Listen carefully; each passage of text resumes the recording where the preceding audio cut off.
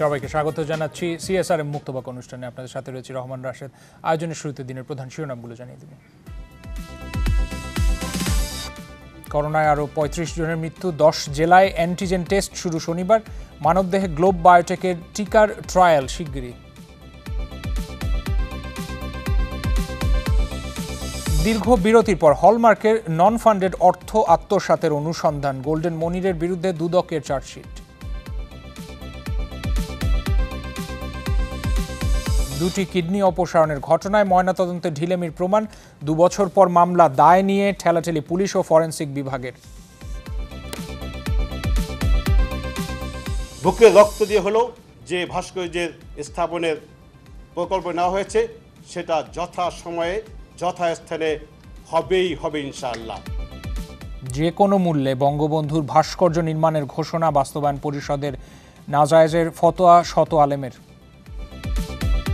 পূজার উদ্দেশ্যে না হলেও তা সন্দেহাতীতভাবে নাজায়েজ ও স্পষ্ট হারাম। চলতি সময় থমকে দাঁড়ায়, জেগে জেগে স্বপ্ন দেখি হায়, তোমারই হাত ধরতে চায় ফাগুন হাওয়া। এবং জাতীয় চলচ্চিত্র পুরস্কারে যৌথভাবে সেরা ছবি নডরাই ও ফাগুন হাওয়ায়। শ্রেষ্ঠ অভিনেতা তারিক আনাম, অভিনেত্রী সুনেরা। স্বাগত জানাচ্ছি সিএসআরএম মুক্তবাক। দেখছেন আপনারা, আপনাদের সাথে রহমান রাশেদ। আজকে রয়েছি। পার্বত্য শান্তি চুক্তি ২৩ বছর পূর্তি হয়েছে গতকাল, আপনারা জানেন। আমাদের আজকের বিষয়টি এটি, পার্বত্য শান্তি চুক্তির ২৩ বছর। এই ২৩ বছরে শান্তি প্রতিষ্ঠার লক্ষ্যে যে চুক্তি সাধন করা হয়েছে, পাহাড়ের মানুষ কেমন আছেন আমরা জানার চেষ্টা করব। আমাদের সাথে এই আলোচনায় যুক্ত থাকবেন তিনজন বিজ্ঞ অতিথি। আমাদের সাথে স্টুডিওতে রয়েছেন জনাব সৌরভ হাসান, তিনি যুগ্ম সম্পাদক প্রথম আলো। অনেক ধন্যবাদ সাথে থাকার জন্য এবং আসার জন্য অনেক ধন্যবাদ জানাচ্ছি। সেই সাথে দুজন বিজ্ঞ অতিথি আমাদের সাথে অনলাইনে যুক্ত রয়েছেন brigadier general doctor M Sakhawat Hossain, অবসরপ্রাপ্ত। তিনি সাবেক নির্বাচন কমিশনার এবং নিরাপত্তা বিশ্লেষক, আমাদের সাথে যুক্ত হয়েছেন ইতিমধ্যে। এবং সেই সাথে অধ্যাপক ডক্টর মেজবা কামাল রয়েছেন আমাদের সাথে, ইতিহাস বিভাগ, ঢাকা বিশ্ববিদ্যালয়। আপনাদের দুজনকেই স্বাগত জানাচ্ছি, অনেক ধন্যবাদ আয়োজনে যুক্ত হওয়ার জন্য। আশা করি আমার কথা শুনতে পাচ্ছেন আপনারা। দর্শক, আলোচনায় যেতে চাই, তবে যাবার আগে একটি প্রতিবেদন আছে, আপনাদের দেখে আসবো। গতকালকে প্রচারিত চ্যানেল 24-এর পর্দায় দেখে আসবো, তারপর আলোচনায় যাচ্ছি।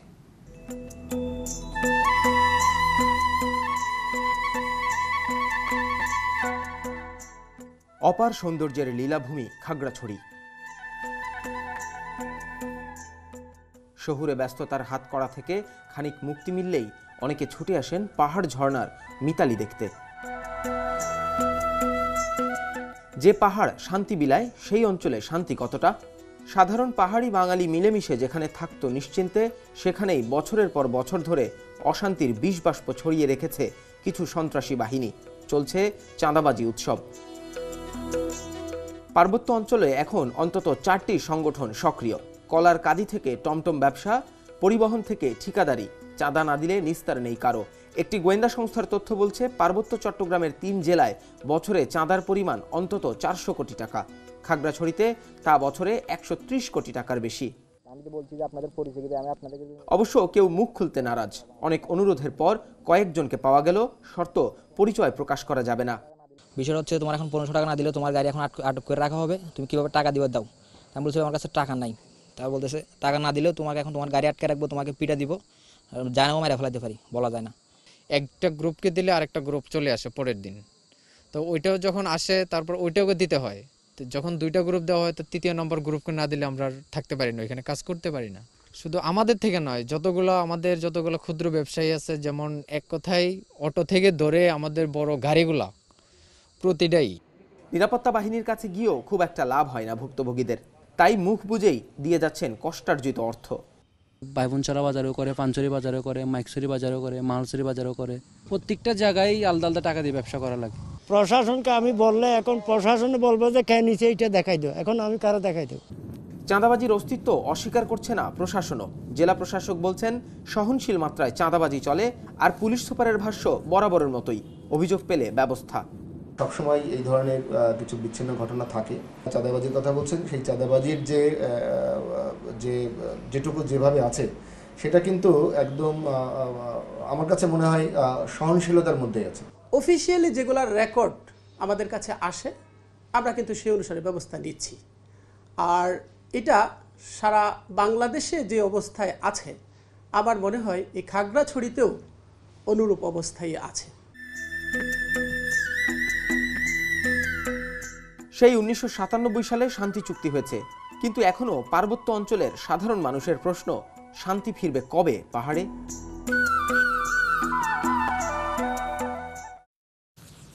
দর্শক, প্রতিবেদন দেখে আসছিলেন, আলোচনায় চলে যেতে চাই। জনাব সোহরাব হাসান আমাদের সাথে স্টুডিওতে রয়েছেন। জনাব সোহরাব হাসান, প্রতিবেদন দেখছিলেন, পার্বত্য অঞ্চলের যে সাধারণ মানুষ তারা কেমন আছেন?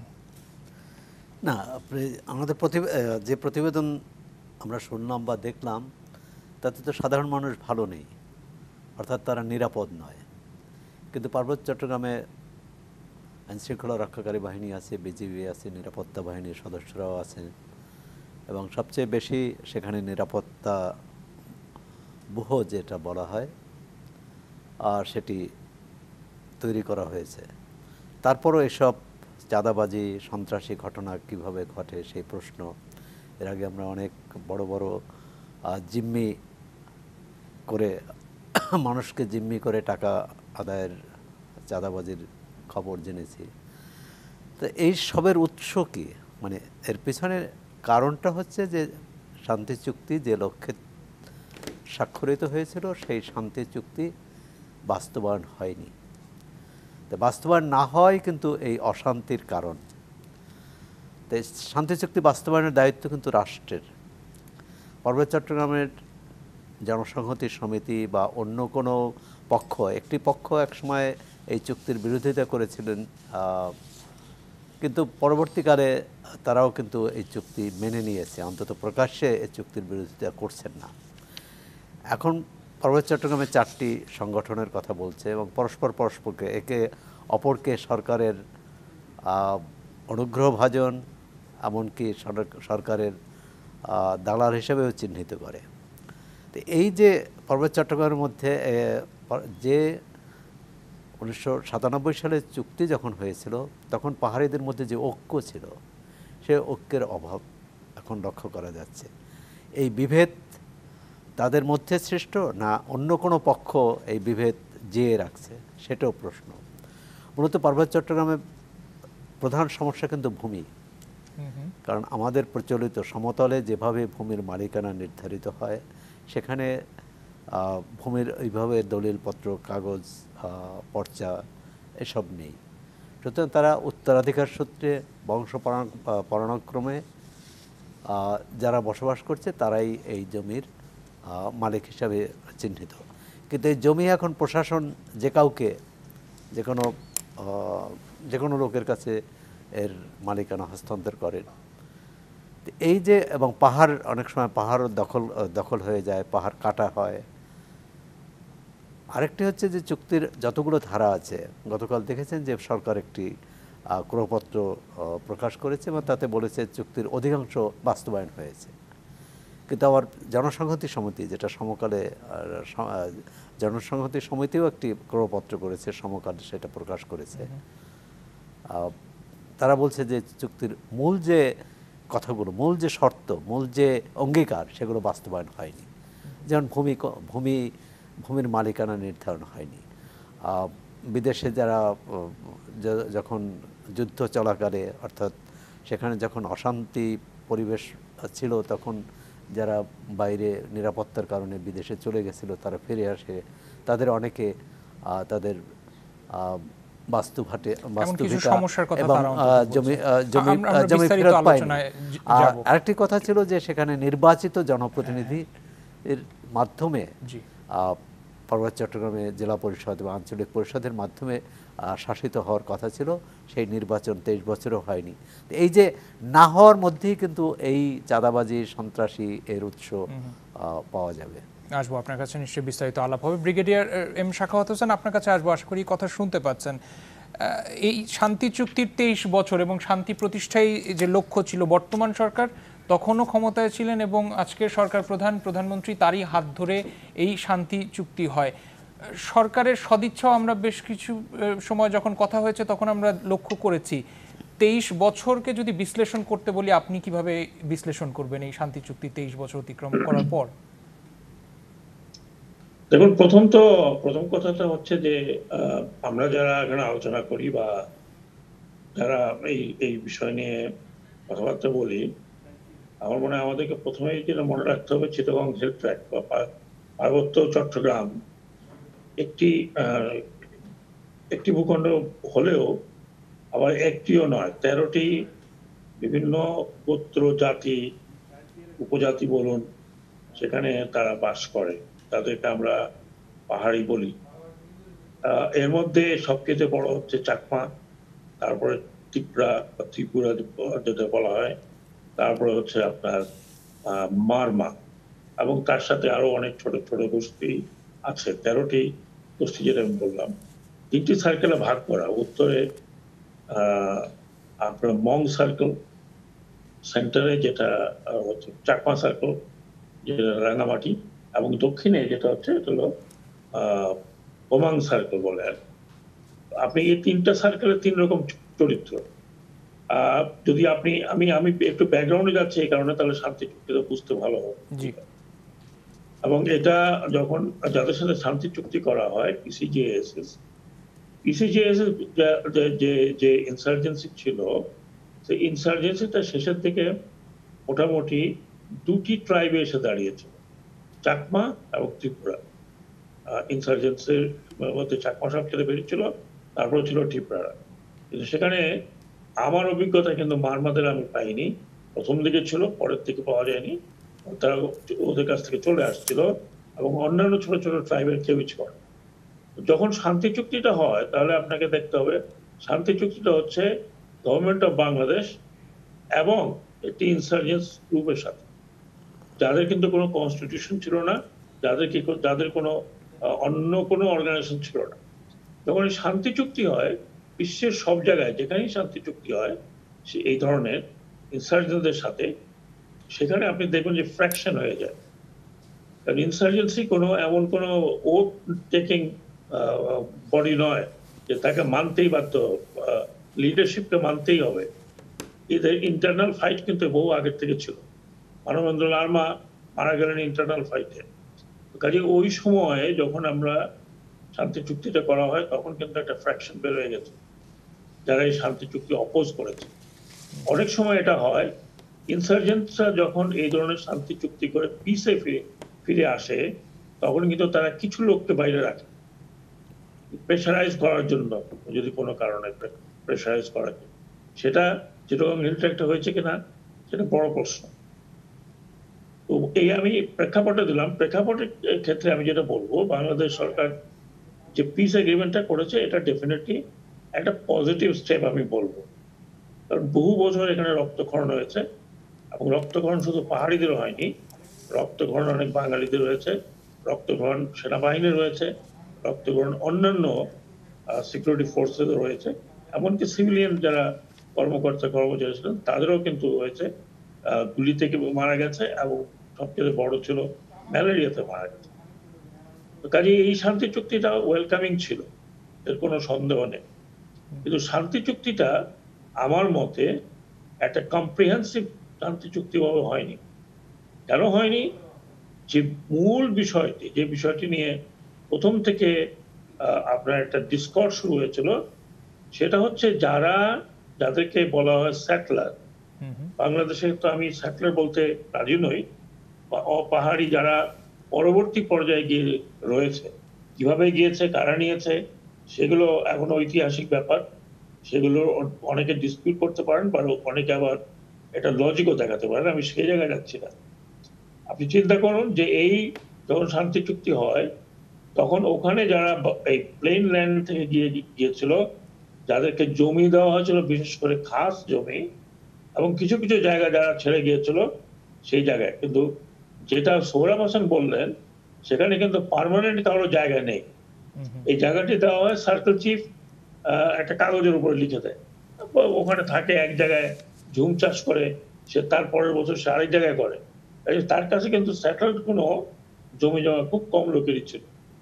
তো সেই জায়গাতে আপনি মনে করেন যে এই শান্তি চুক্তির প্রথম গলদ যেটা হলো, সেটা হলো যে একটা ভেগ রয়ে গেল যে যারা চলে গেছে বা ওখানে সেটেল হয়ে গেছে ওই সময় পর্যন্ত সেকেন্ড জেনারেশন, সেই সেকেন্ড জেনারেশন লোকগুলোকে কি করা হবে?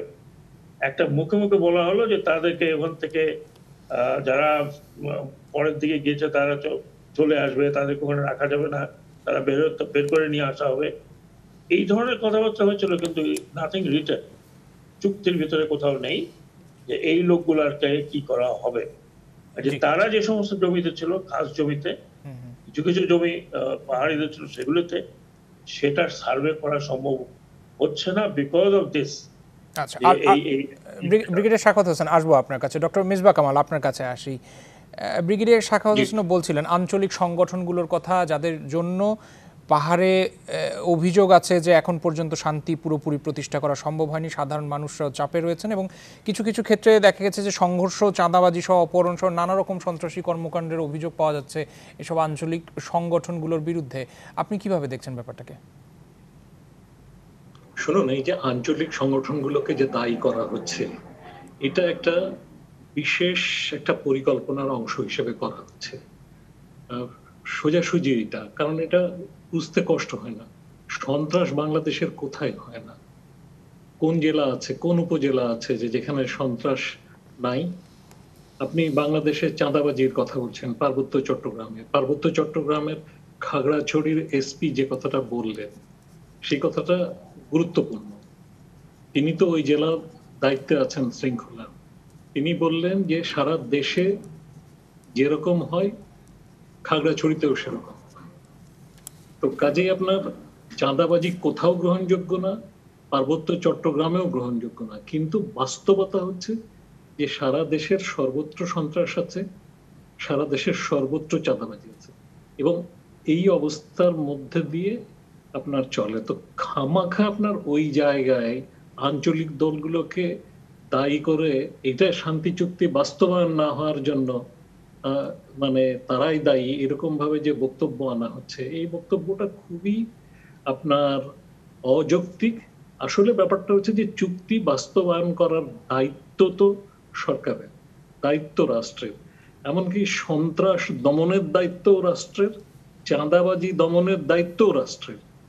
তো রাষ্ট্র যদি ফেল করে বা রাষ্ট্র যদি অপারগ হয়, রাষ্ট্র যদি যথেষ্ট অ্যাক্ট করতে না পারে, তার জন্য আপনি দায়িত্বটা স্থানীয় সংগঠনগুলোকে কেন দেবেন? এটা তো যুক্তিপূর্ণ না। আসলে যেটা হচ্ছে যে সমস্যার যে মৌলিক জায়গা, সেই মৌলিক জায়গা থেকে দৃষ্টিকে আড়াল করার জন্য এই ধরনের প্রচেষ্টাটা অনেকদিন থেকে নেওয়া হচ্ছে। আসলে সমস্যার জায়গাটা কোথায় আমি আপনাদেরকে বলি। আমি আমার পরম শ্রদ্ধেয় ব্রিগেডিয়ার জেনারেল মোহাম্মদ সাখাওয়াত হোসেন ভাই, তিনি যখন কথা বলছিলেন আমি শুনছিলাম, উনি 4টে শব্দ ব্যবহার করলেন। একবার বললেন গোত্র, একবার বললেন জাতি, একবার বললেন উপজাতি, একবার বললেন গোষ্ঠী।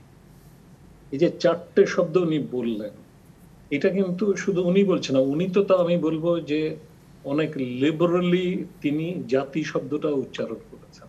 বাঙালি যেমন একটা জাতি, চাকমারাও যে একটা জাতি, বা মারমা, ত্রিপুরা, খুমি, খিয়াংরা সবাই আলাদা আলাদা জাতি। তিনি সঠিকভাবে উল্লেখ করেছেন যে যদিও ওখানে চুক্তিতে 11টা জাতির কথা আছে, আমরা জানি যে ওখানে 13টা জাতি আছে, আরো 2টো জাতি সেখানে আছে। তো এই যে আপনার বাংলাদেশ যে বহু জাতির মানুষের দেশ, ওদের তো তার পরিচয়টা আমরা স্বীকার করছি না। আমরা তাদেরকে বলছি উপজাতি। কোন জাতির উপজাতি বলেন তো? হ্যাঁ, বাঙালি জাতির সংস্কৃতির সাথে তাদের সংস্কৃতির, তাদের ভাষার, তাদের রীতিনীতির কোন জায়গাটাই আপনার উপজাত হয়েছে যে তাদেরকে আমরা উপজাতি বলবো? তার মানে একটা জাতি তো গোত্র হতে পারে না। তো এরকম একটা জাতি তো আর গোষ্ঠী না। আপনি কি বলবেন বাঙালি গোষ্ঠী? কথা তো আমি কখনো বলবো না।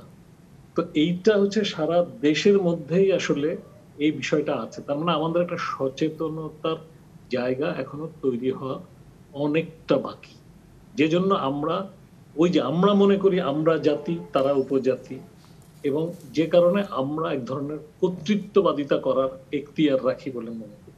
এই জায়গাতেই সমস্যা। আসলে এখানে সমনাগরিকত্বের সংকট, সমনাগরিক অধিকার দেওয়া হয় না, সেটা একটা সমস্যা। আর এর সাথে যুক্ত যেটা হয়েছে, সৌরভ ভাই গোড়াতে যে আলোচনাগুলো শুরু করেছিলেন, আমি তার সাথে জি ডক্টর মেজবা কামাল, আমরা এই বিষয়ে বিস্তারিত আলোচনা করব। আপনার কাছে ফিরতে চাই, একটু সময় চেয়ে নিচ্ছি, একটা বিরতির সময় হচ্ছে, বিরতি থেকে এসে আরো কথা হবে। দর্শক সিএসআর মুক্তবাক দেখছেন, একটা বিরতির সময় হচ্ছে, সাথেই থাকবেন। স্বাগত আরেকবার, আপনার সিএসআর মুক্তবাক দেখছেন। পার্বত্য শান্তি চুক্তি 23 বছর, এই বিষয়ে আলোচনায় ছিলাম আমরা। অধ্যাপক ডক্টর মেজবা কামাল, আপনি বিরতির আগে বক্তব্য রাখছিলেন, আপনার বক্তব্য শেষ করুন। জি, অনেক ধন্যবাদ। আমি বলছিলাম যে পার্বত্য চট্টগ্রাম চুক্তি বাস্তবায়ন না হওয়াটা আজকে পার্বত্য চট্টগ্রামে যে আপনার এক ধরনের অচলাবস্থা, অশান্তি তৈরি হচ্ছে, তার জন্য মূল কারণ, যেটা খুব সঠিকভাবে জনাব সৌরভ হাসান ভাই বলছিলেন।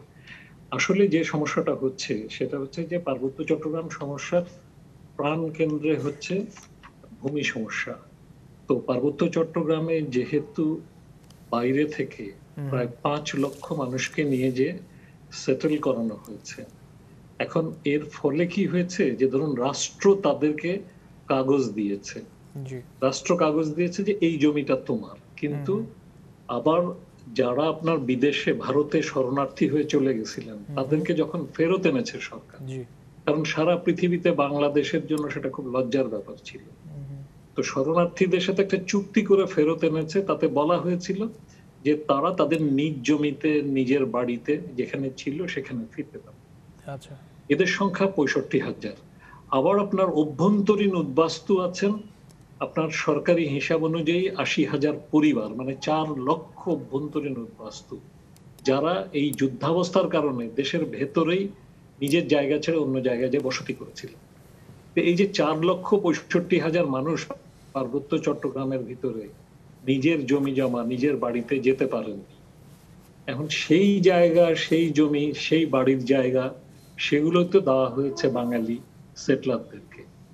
ফলে আপনার কি হয়েছে যে রাষ্ট্রই কিন্তু দেখুন দুরকম ভূমিকা রাখছে। রাষ্ট্র একদিকে দিয়েছে তাদেরকে, তখন জিয়াউর রহমান এবং এরশাদের সামরিক স্বৈরশাসক, তারা আপনার এটা দিয়েছেন। আবার রাজনৈতিক সমস্যাকে রাজনৈতিকভাবে নিষ্পত্তির জন্য প্রধানমন্ত্রী শেখ হাসিনা যে চুক্তি করেছেন সেই অনুযায়ী তাদেরকে তাদের জমি জমা বাড়ি ঘরে ফেরত নিয়ে যাওয়ার কথা। এখন এর দুইটার মানে এখন সেটা করা হচ্ছে না, ফলে আপনার এক ধরনের অস্থিরতা ভেতরে ভেতরে কাজ করছে, কারণ মানুষজনকে যে প্রতিশ্রুতি দেওয়া হয়েছিল সেই প্রতিশ্রুতি রক্ষা করা হচ্ছে না। আর তাছাড়া আপনার এই যে উন্নয়নের নামে এক এক সময় এক এক কাজ করা হয়, একবার যেমন আমরা জানি যে আপনার সেই কাপ্তাই বাদ করে জলবিদ্যুৎ করা হলো, কিন্তু জলবিদ্যুতের সেই বিদ্যুতের সুফল তো পার্বত্য চট্টগ্রামের মানুষ পেল না, বরং আপনার তাদের জমি জমা, বাড়ি ঘর, শহর, বন্দর সবই তো আপনার ডুবে গেল। তেমনি ভাবে এখন আবার একটা নতুন জিনিস শুরু হয়েছে উন্নয়নের নামে, সেটা হচ্ছে পর্যটন। এবং এই পর্যটন, এবং এখন তো সেদিন আমি শুনলাম যে একজন সাংবাদিক তিনি আপনার বললেন যে আপনার পার্বত্য চট্টগ্রামে একটা 5 স্টার কেন, 3 পার্বত্য জেলায় 3-10-30টা 5 স্টার হওয়া দরকার, এবং আরো বিভিন্ন মানের হোটেল হওয়া দরকার, কারণ সারা দেশ থেকে, সারা পৃথিবী থেকে পর্যটকরা যেন সেখানে যেতে পারে। এখন এই যে কমার্শিয়াল পর্যটনের যে কনসেপ্ট, এই কনসেপ্টটা তো আপনার খুব ভুল কনসেপ্ট। আসলে পর্যটনের বিপক্ষে কেউ না, কিন্তু পর্যটনটা তো ইকো ট্যুরিজম হতে পারে, এই পর্যটনটা কমিউনিটি ট্যুরিজম হতে পারে, যাতে সেখানের মানুষ তাদের সংস্কৃতির সাথে, তাদের জীবনযাপনের রীতির সাথে মিলিয়ে যেন পর্যটন হয়। স্যার, আপনার কাছে আমি একটু ব্রিগেডিয়ার ডক্টর সাখাওয়াত হোসেন, এগুলো কিন্তু পার্বত্য চট্টগ্রাম সমস্যাকে কিন্তু আরো ঘনীভূত করছে, আনস্টেবল। জি, অনেক ধন্যবাদ। আমি জি ব্রিগেডিয়ার ডক্টর সাখাওয়াত হোসেন, আপনার কাছে আসি যে ডক্টর মেজবা কামাল যে অস্থিরতার কথাগুলো বলছিলেন এবং মূল সমস্যা ভূমি সমস্যা, সেই কথা দিয়ে উনি বক্তব্য শুরু করেছিলেন। আপনার কাছে কি মনে হয় যে শান্তি প্রতিষ্ঠার অন্তরায় কোন বিষয়গুলো আসে, এবং নিরাপত্তার বিশ্লেষণ যদি আপনাকে করতে বলি, সাধারণ মানুষ কি সেখানে এখন নিরাপদ বোধ করেন, বা তাদের বক্তব্য অনুযায়ী এবং উদ্ভূত যে সমস্যাগুলোর কথা অভিযোগে বলা হচ্ছে, আপনার কাছে কি মনে হয় যে এই শান্তি প্রতিষ্ঠার বা এই শান্তি প্রতিষ্ঠার ক্ষেত্রে অন্তরায় কোন কোন বিষয়গুলো? এখানে দুটো জিনিস আছে, একটা হচ্ছে যে অভ্যন্তরীণ নিরাপত্তার কথা আপনি বলেছেন, আর একটা হচ্ছে ওভারঅল শান্তি প্রতিষ্ঠা বা যে চুক্তি করা হয়েছে সে চুক্তি বাস্তবায়ন, দুই জিনিস। দেখুন, চিটাগং হিল ট্র্যাক্টে আমার যতটুকু এক্সপিরিয়েন্স, অল্প স্বল্প এক্সপিরিয়েন্স, আমি প্রায় 3.5 বছর ছিলাম, ওই সময়কার কথা বলতে পারি এবং সেই কম্পারিজনে এখনকার কথা বলতে পারি। চট্টগ্রাম, পার্বত্য চট্টগ্রাম ওই সময় যে শান্তিপূর্ণ, শুধু ইনসার্জেন্সি ছাড়া যত শান্তিপূর্ণ ছিল তত শান্তিপূর্ণ কিন্তু বাংলাদেশের অন্যান্য ডিস্ট্রিক্ট ছিল না। এবং আজকেও যদি আপনি তুলনা করেন তাহলে আমি বলবো যে চট্টগ্রাম, পার্বত্য চট্টগ্রাম সেই হিসাবে যথেষ্ট শান্তিপূর্ণ, ইন দ্য সেন্স যে আমরা এখানে যেরকম অন্যান্য আমাদের প্লেন ডিস্ট্রিক্টে দেখি প্রতিদিন আপনার খুন খারাপি, প্রতিদিন অন্য বিষয়, প্রতিদিন গাড়ি অ্যাক্সিডেন্ট, নানান ধরনের, কোথাও পুলিশের রেইড, কোথাও কিছু। আপনি কিন্তু চিটাগং হিল ট্র্যাক্টে ওরকম হয় না। যেটা হয় যেটা আপনার প্রতিবেদনে শুনলাম যে এখন একটু চাঁদাবাজি হচ্ছে। চাঁদাবাজি মেজবাহ কামাল বলছেন সব জায়গায় হয়, চিটাগং হিল ট্র্যাক্টে চাঁদাবাজি একটু বেশি হয়, কারণ এটা এমন একটা জায়গা থেকে চাঁদাবাজি হয় যেখানে স্বল্প জায়গায় সব সময় আপনি পাহারা দিতে পারছেন না, এবং প্লেন ল্যান্ডের মতো খুব তাড়াতাড়ি গিয়ে আপনি ইনভেস্টিগেটও করতে পারছেন।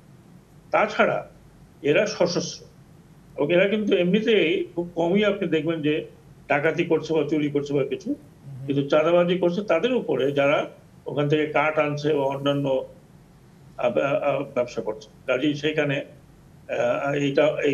এই ধরনের আইন শৃঙ্খলা বাহিনীর আইন শৃঙ্খলা ব্যত্যয় ডেফিনেটলি ঘটছে, কিন্তু রেগুলার যে আইন শৃঙ্খলা বলতে আমরা যেটা বুঝি সেরকম কিন্তু খুবই কম ইন কম্পারিজন। এখন ব্যাপারটা হলো যে হ্যাঁ, এখানে অতীতে হয়েছে, দুনিয়ার সব জায়গা হচ্ছে যেখানে ইনসার্জেন্সি হয় সেখানে এই ধরনের অনেক কিছু হয়, কিন্তু এখন যেটা শান্তি চুক্তি বা যেইভাবে আমরা বুঝতে চাচ্ছি, যেভাবে চুক্তি ঠিক সন্নিবেশিত করা আছে স্টেপ বাই স্টেপ, সেভাবে হচ্ছে না। তার কারণ হচ্ছে there is some lacking of political will। কারণ চুক্তিটা করা হয়েছে, চুক্তি বাস্তবায়ন করতে করতে গিয়ে যে বাস্তবতার মুখে পড়তে হয়েছে বা পড়ার কথা ছিল, সেগুলো আমার মনে হয় না যে খুব ভালোভাবে এটাকে বিশ্লেষণ করা হয়েছে। ফ্যাক্ট, হ্যাঁ, যে সেটেল করানো হয়েছে, সেই স্বৈরচারীরাই করুক আর যারাই করুক, ওই সময়কার সিচুয়েশনের জন্য হয়তো এটাই ঠিক ছিল না, অনেক বিতর্ক হতে পারে। দ্য ফ্যাক্ট রিমেইনস যে এই যে 4,00,000-5,00,000 লোক মেজবাহ কামাল সাহেব বললেন, এরা তো এখন 4,00,000-5,00,000-তে নেই। এরা আমি যেটা বলছি এখন দে আর ইন থার্ড জেনারেশন। তাহলে এদের ফিউচারটা কি হবে সেটা কিন্তু আমার বা মেজবাহ কামাল সাহেব সলিউশন দিতে পারবেন না, বা আমরা যতই এখানে থিওরিতে বলি না কেন আমরা সলিউশন দিতে পারছি না। সেই সলিউশনটা দেওয়ার কথা হচ্ছে সরকারের, কিন্তু সেই জায়গাতে আমি আবার বলছি পার্বত্য শান্তি চুক্তি সেই জায়গাতে ল্যাক করছে, যেই কারণে ভূমির যে জরিপ বা ভূমি যে আপনার নিরূপণ করা সেটা সম্ভব হচ্ছে না, এবং এটা সম্ভব হবে না ততদিন পর্যন্ত এই ফ্যাক্টরটাকে বোথ সাইড গ্রহণ না করছে, যে যেখানে যেভাবে আছে সেভাবেই থাকবে, তারপরে যেটা হওয়ার কথা। এখন সেইটা যদি আপনি নিরূপণ করতে না পারেন, 23 বছরে কোনো কিছু হয়নি। জি, আসবো আপনার কাছে, আমাদের সময় স্বল্পতা রয়েছে। আমি একটু জনাব সোহরাব হাসান আপনার কাছে আসি। সরকারের তরফ থেকে তো বলা হয়েছে যে চুক্তির যে বাস্তবায়নের দিকগুলো রয়েছে সেগুলো বেশিরভাগই বাস্তবায়ন করা সম্ভব হয়েছে। আমরা গতকালকে এই বিষয়ে আমন্ত্রণ জানিয়েছিলাম চট্টগ্রাম পার্বত্য চট্টগ্রাম বিষয়ক মন্ত্রণালয়ের মন্ত্রী মহোদয় জনাব বীর বাহাদুর, তিনি এসেছিলেন। তিনি গতকাল আমাদের অনুষ্ঠানে এসে কিন্তু মন্তব্য করেছেন যে আলোচনার পথ সবসময় খোলা রয়েছে এবং শান্তি প্রতিষ্ঠায় যা যা করণীয় এটার জন্য আলাদা করে সরকার মন্ত্রণালয় করে দিয়েছে। তাহলে বাধাটা কোথায় থাকছে? ধন্যবাদ।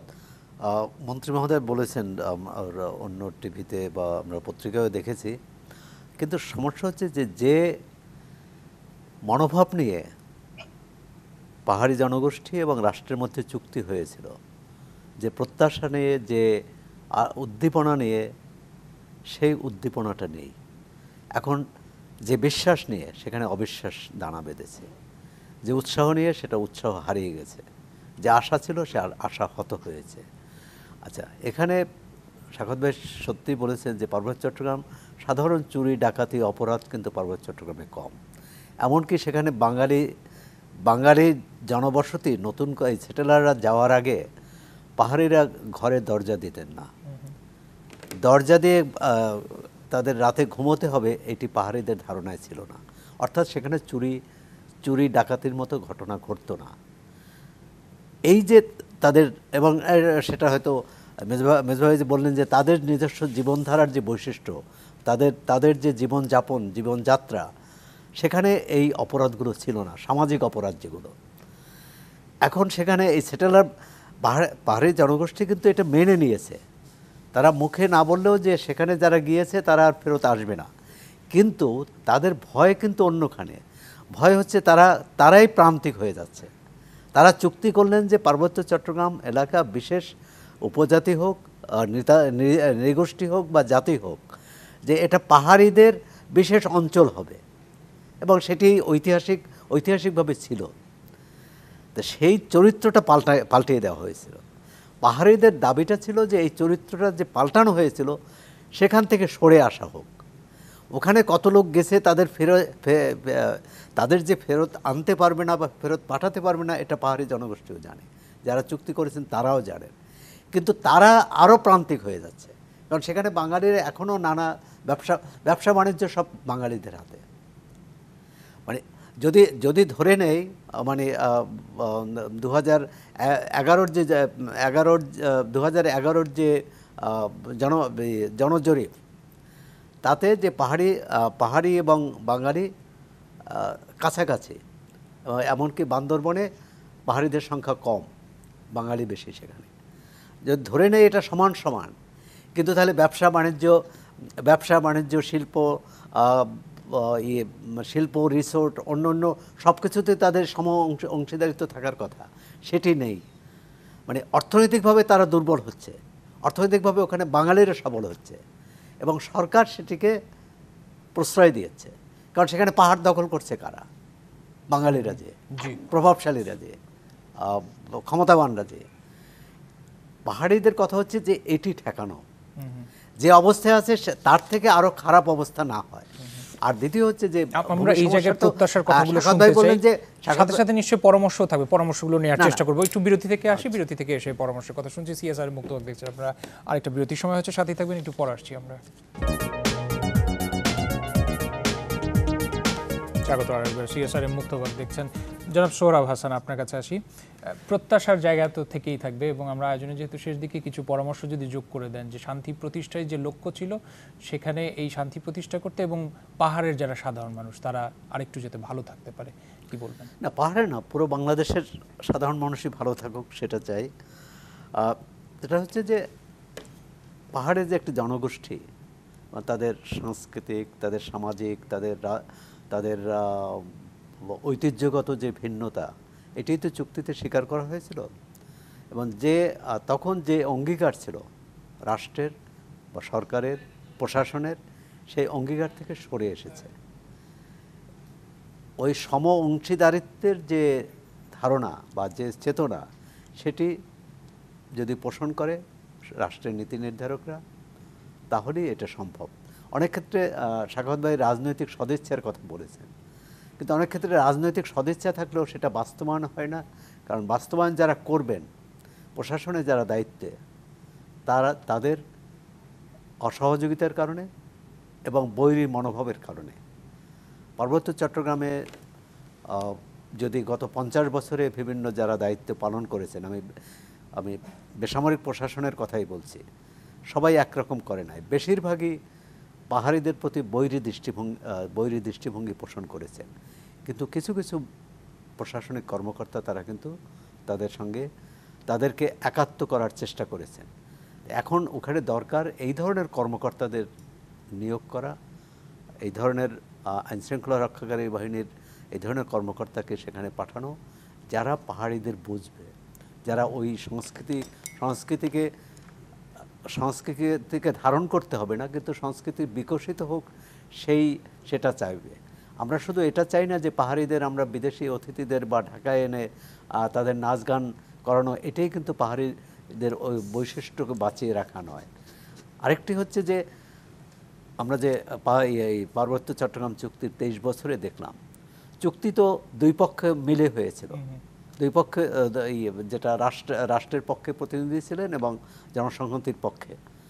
কিন্তু এখন এই যে চুক্তির যে বার্ষিকী উদযাপন হয়, সেখানে আমরা দুই পক্ষকে একসঙ্গে বসতে দেখি না কেন? আমি মনে করি একসঙ্গে বসা উচিত। আজকে মন্ত্রীর সঙ্গে যদি এই আপনি বলছিলেন যে গতকাল পার্বত্য চট্টগ্রাম বিষয়ক মন্ত্রী এখানে এসেছিলেন, তার সঙ্গে যদি জনসংহতি সমিতির চেয়ারম্যান আসতেন, তারা যদি কথা বলতেন এবং তাদের চাওয়া পাওয়ার হিসাব নিতেন, এবং মন্ত্রী যখন বলেছেন যে আলোচনার দরজা খোলা আছে, জনসংহতি সমিতি কিন্তু কথা বলেনি যে আলোচনার দরজা আমরা বন্ধ করে দিলাম। তারা তো আলোচনা চায়, বা তাদের চুক্তি বাস্তবায়নের জন্য তারা আলোচনাই চাচ্ছে।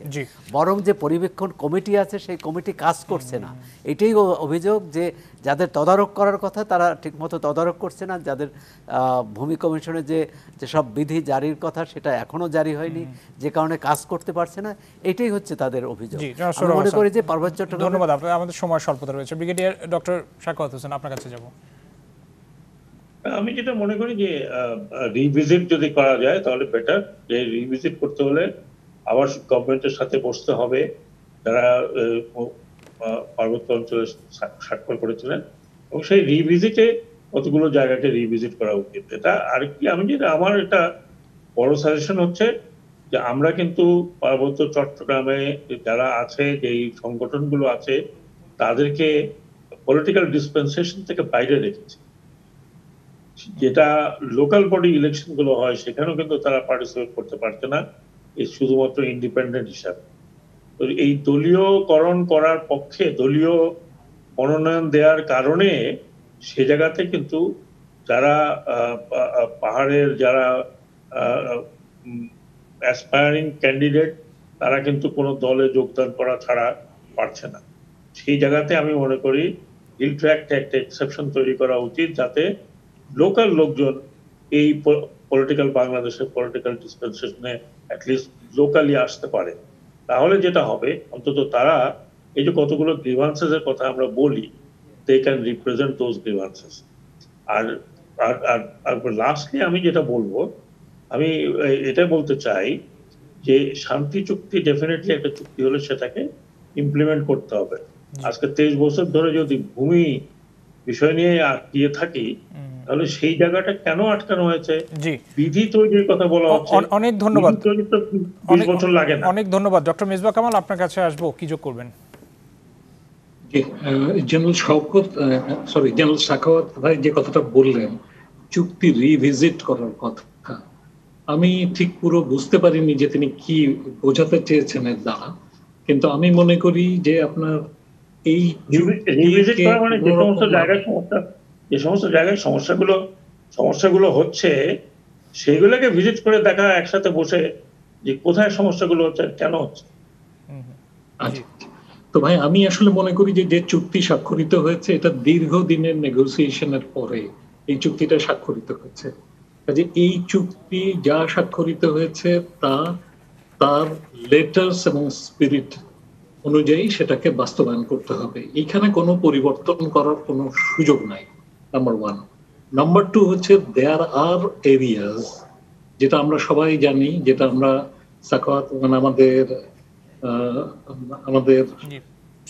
সকলের আলোচনার মধ্যে দিয়ে বেরিয়ে এলো, যে আপনার আমাদের সকলের আলোচনার মধ্যে দিয়ে বেরিয়ে এলো যে যেমন ধরুন আপনার ভূমি সমস্যার কেন্দ্রে আপনার এমন কতগুলো হয়তো অ্যারেঞ্জমেন্ট দরকার, যেগুলোর জন্য নতুন করে নেগোশিয়েট করা যেতে পারে, কিন্তু সেটার জন্য নতুন করে আলোচনা হতে পারে। কিন্তু চুক্তির যেগুলো অলরেডি আছে সেই জিনিসগুলোকে পরিবর্তন করার কোনো সুযোগ নাই।